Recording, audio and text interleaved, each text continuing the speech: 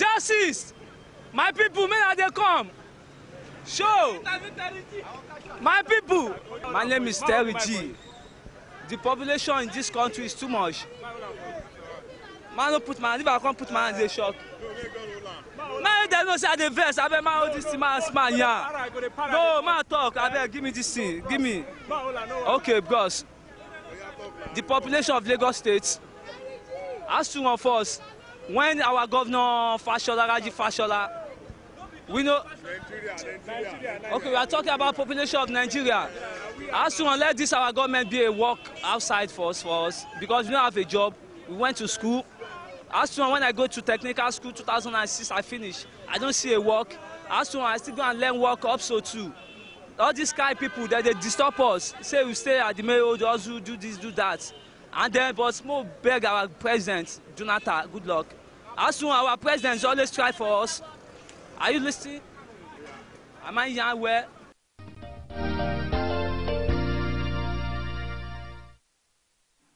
Well, that's a teaser for you there. Interesting. I'm sure you'll be laughing at home there. Well, back here in the studio is All Digest Extra. Right now, we'll get back to our discussion segment where we'll be taking a look at the 2015 presidential elections between President Jonathan and the former military head of state, General Muhammadu Buhari, retired.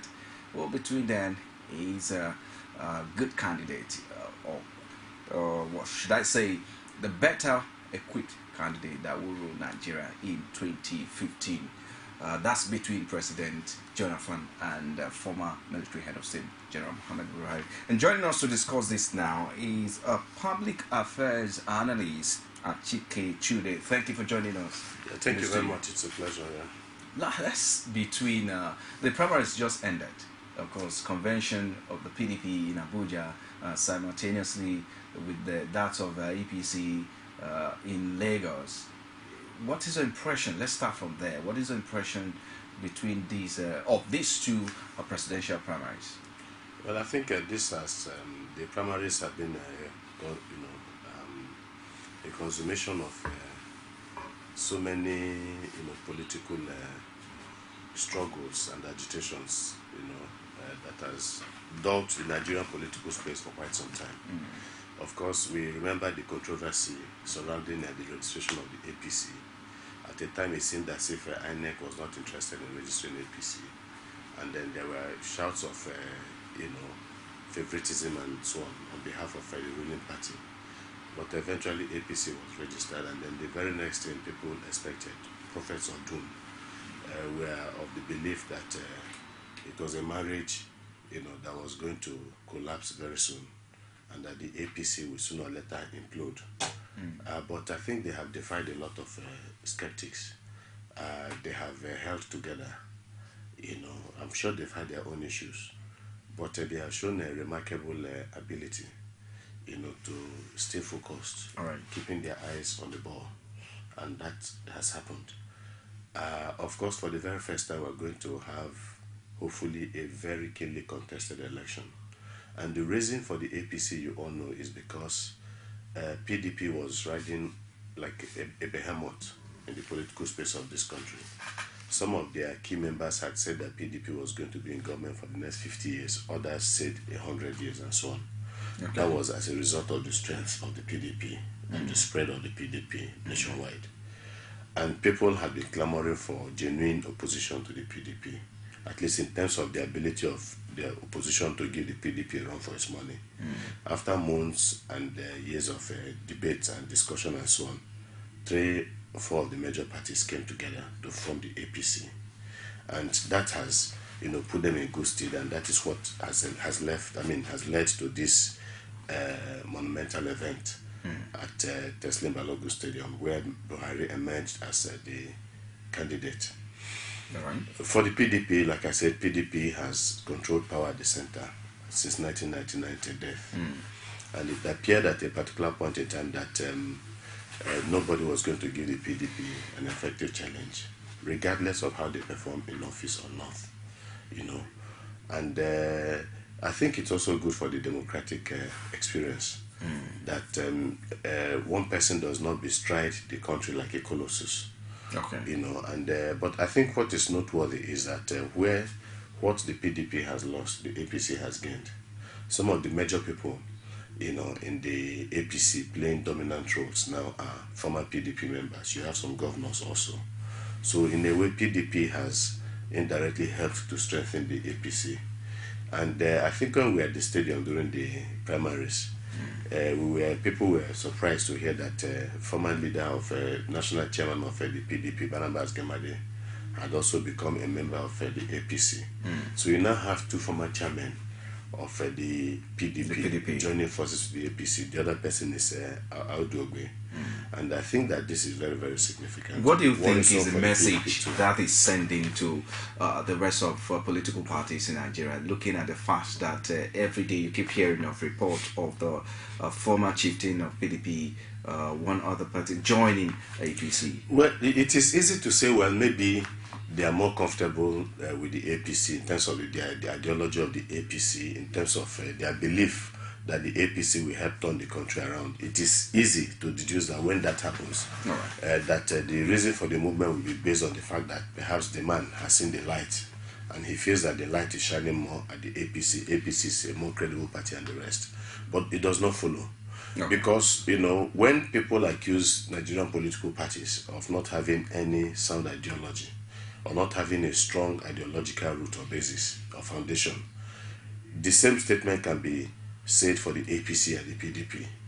So, knowing the nature and the character of the Nigerian politician, we cannot say that they are moving to the APC for altruistic reasons because APC is the best party.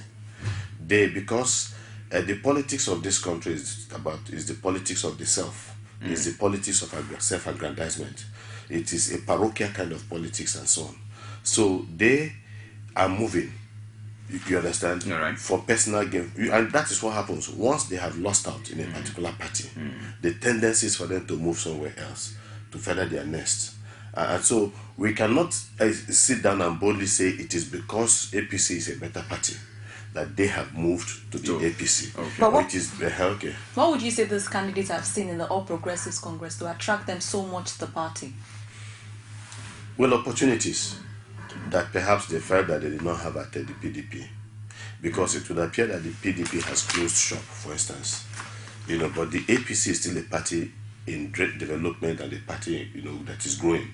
So I want to believe that there are still spaces and slots and for some of these people to get into and play roles there. Like Barnabas Gemade has been a PDP chieftain before. What else can he achieve within the PDP? Some of them also have had the opportunity of, for instance, running for senator foreclosed by the PDP. So some of these opportunities, some other opportunities abound, even in the APC as a party. You know, so APC is still an attraction. But beside that, again, is the fact that some PDP members have grown over time. They have grown increasingly disillusioned with the way the party is running, and it's being run. There is no doubt about that. Many of them have serious disagreements with the hierarchy of the party and the style of the president of this country. And there are some that are genuinely concerned about the direction of Nigeria under the PDP leadership and so on. You know, I'm not passing any value judgment on the PDP at this time, but these are some of the issues. You know, and it has become clear to a lot of Nigerians that it would appear that this PDP is running out of, or has run out of ideas and so on. And so there's a freshness about the APC. You know, it's just like even when you talk about the Lagos State, for instance, the APC has been in power for about 16 years, formerly AC, ACN and so on, AD and Co. You know, and there are people who are clamoring for a fresh breath, you know, even in Lagos, and it happens everywhere. Sometimes, and the strange thing is that in some, especially some of the better, democratic cultures in the world, America, Britain, and so on, sometimes people just get tired of seeing the same old faces. At that moment, it might be relevant how well they have performed. They just want to see a new face with fresh ideas and so on.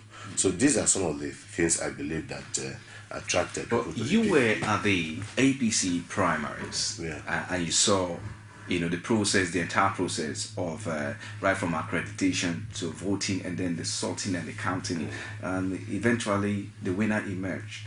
Now, of course, we will say this is internal democracy. A lot of people say that process was democratic, and they are tagging it as the freest and fairest election so far. Now, do you see these internal democracies, so to say, continue in the next few years? Because the same thing we're having in PDP now. Yeah, you see, it is easy to say that it's the freest, exercise of democratic tenets, especially with what we saw there. And yes, to a very large extent, we say yes that it was very well done, and democratic tenets would seem to have been respected. But if we cast our minds back to the PDP convention that produced Obasanjo, I think the first, second time and so on. If we remember the famous Obasanjo, Ekweme, Obasanjo, Ekweme. This was done in public view. People came to cast their votes and then they left, and there was nothing that showed non-democratic, setting with that particular thing. And it is the same thing that I have seen now. But that is not to take away anything from what has gone on. I think that what happened, in these primaries was good for democracy. Not just the process itself, but even after the process ended, you expected the normal, cry over spilt milk. Somebody cries marginalization and injustice and so on. We did not see that. We saw a fraternal handshake by all the rivals who had competed and so on. Okay. And that is what highlights, the good thing about what happened, on that, particular day.